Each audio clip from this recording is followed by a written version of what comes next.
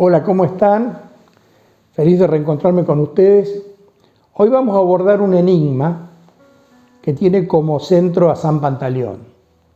San Pantaleón, que fue un mártir cristiano de la primera época, en realidad vivió casi toda su vida en el siglo III y murió en el despunte del siglo IV, en el año 305. Y el enigma tiene que ver con su sangre, conservada en dos ampollas, una, la original, en el pueblo de Ravelo, en la catedral de Santa María Asunta y San Pantaleone, y el otro en el monasterio de la Encarnación en Madrid, donde hay una segunda ampolla derivada de la primera. Pero empecemos por decir quién fue San Pantaleón. San Pantaleón fue un hombre nacido en Nicomedia, que es el precedente antiguo del actual Izmit, en la Anatolia turca, en fecha que no se conoce, y que formaba parte de una familia rica. Su padre era senador romano, pagano, su madre era una cristiana con un rango social un poco menor, que intentaba convertirlo al cristianismo sin suerte. El padre lo hace estudiar medicina, él se recibe de médico y se incorpora al cuerpo médico que atendía al César Maximiano, que después se ha convertido en coemperador por Diocleciano. Y era un hombre que por lo tanto formaba parte de las esferas del poder. Empieza a ejercer su tarea médica y él empieza a advertir que en realidad las curaciones que generaba iban más allá de su ciencia. Y entonces interpreta que eso es una señal de Dios. En realidad lo que él hacía iba más allá de lo que él conocía. Y esa fenomenología, digamos, lo lleva a la conclusión de que había señales de Dios y decide seguirlas. Y ahí produce la transformación que normalmente se reitera en la mayoría de las grandes conversiones, donde quienes se incorporaban al cristianismo se despojan de todos sus bienes, incluso algunos de sus vestiduras ricas, quedan con vestiduras pobres y se dedica a ejercer gratuitamente la medicina, sobre todo orientado a los pobres y desamparados. Esto provoca rápidamente una reacción en el gremio del arte de curar de aquella época, que lo denuncian ante el emperador diciendo que había un ejercicio ilegal de la medicina, que estaba rompiendo las reglas, los cánones. Saben que en esa época los gremios se manejaban por cánones, esto estaba fuera de los cánones, por lo tanto se le inicia un proceso que coincide con el inicio de la gran persecución, la mayor de todas las persecuciones de la historia contra el cristianismo, decretada por Diocleciano. ¿Por qué? Porque Diocleciano, que sostenía el culto imperial, veía con preocupación el avance, la expansión del cristianismo, que iba generando erosiones, digamos, dentro del culto oficial. Entonces decide hacer una gran persecución, y en esa persecución, digamos, uno de los que va a caer va a ser Pantaleón. Por el hecho de haber sido parte del cuerpo médico del emperador Maximiano, se le tiene una especial consideración y Diocleciano lo invita a renegar de su fe. Pantaleón se niega, ratifica su nueva fe cristiana y consecuentemente va a parar al martirio. Allí hay una cantidad de leyendas, porque se intentan miles de maneras de matarlo, incluido el tema de arrojarlo a las fieras en el circo romano. Las fieras, en vez de atacarlo, le mueven la cola en señal de amistad, de sintonía. Pero lo cierto es que él al final, según la leyenda, termina renunciando a esta protección de Dios y decide ser muerto de una vez por todas. Y efectivamente le cortan la cabeza. Cuando le cortan la cabeza, sus seguidores recogen en algunos recipientes algo de la sangre que vierte el descabezamiento y que se guardan en lugares, en distintos santuarios del cristianismo.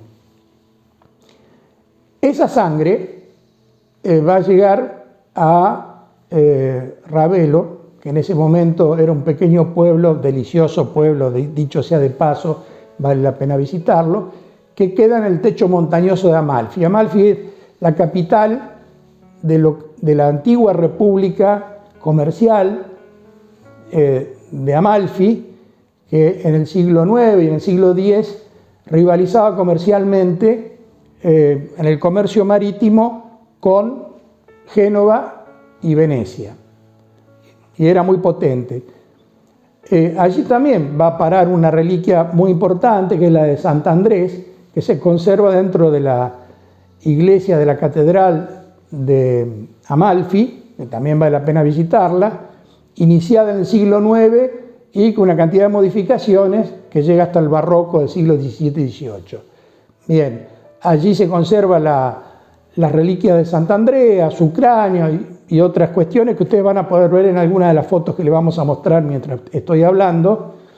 Y junto a la catedral de Ravelo se conserva algo todavía más interesante, que es la Basílica del Crucificado, que también del siglo IX y que conserva su diseño prácticamente originario, con una acentuación muy fuertemente árabe, que es interesante para comparar con la construcción, con la arquitectura mudéjar del sur de España. Pero ese es otro capítulo. Sigamos para arriba, para la localidad de Ravelo, y allí también se conserva en una capilla que fue construida en el siglo XVI, especialmente para guardar la ampolla que contiene la sangre de Pantaleón,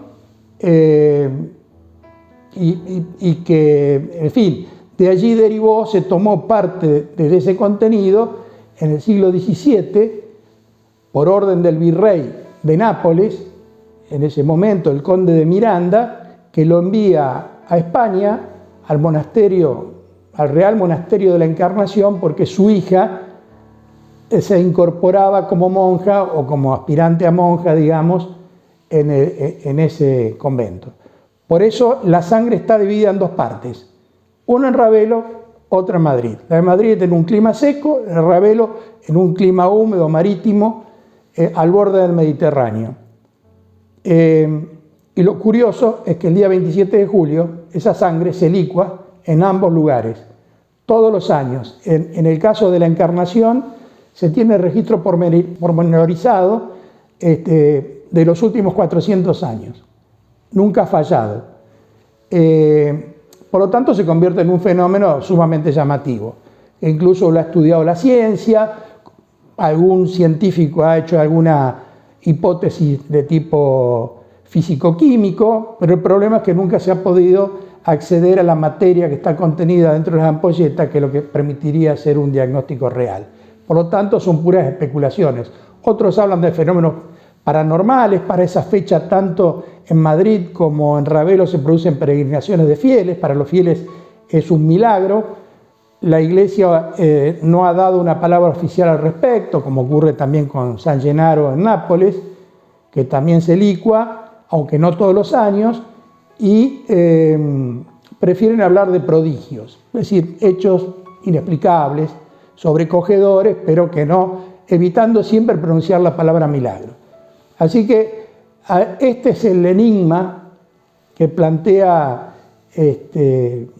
Pantaleón, que su nombre viene de Pantelemon, que significa Pantelemon, el misericordioso, el compasivo, el todo compasivo, ¿no?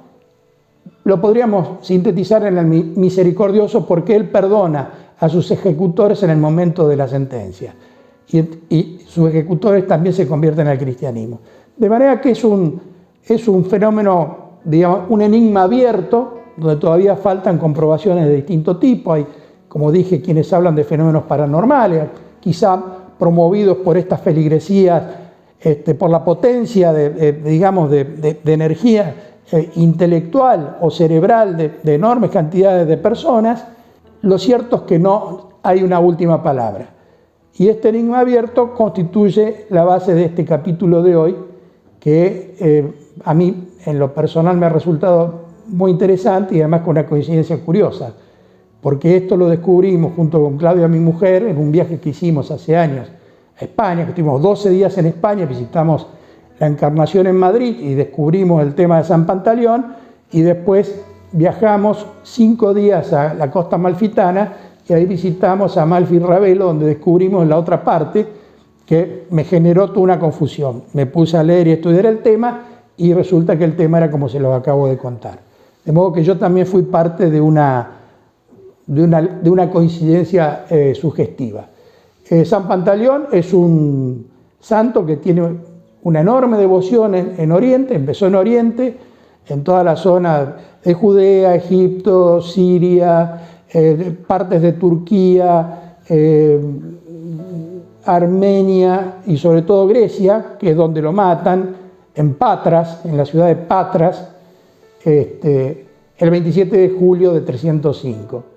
Y es hoy el personaje que ha salido del Arcón de las Maravillas para que todos ustedes conocieran estos aspectos que no son muy divulgados.